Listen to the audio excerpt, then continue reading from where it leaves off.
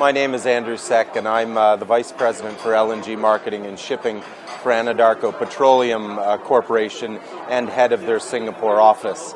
Anadarko is the operator of the Area 1 consortium developing Mozambique LNG, which will be Mozambique's first onshore LNG plant.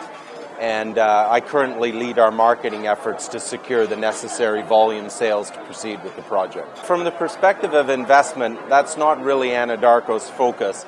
We sit on a very large gas resource offshore Mozambique, but what attracts us about Asia Pacific is expected to dominate global energy growth for many decades to come. So as a result, the growth and need for clean energy in Asia is our focus of where we wish to sell our LNG in the future, the bulk of our LNG.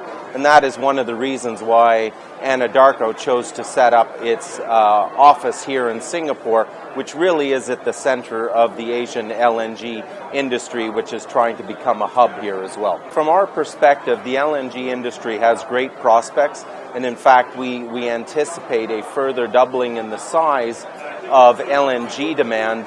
And the reality is, although there is currently a period of oversupply, we expect the market to move back into balance early next decade.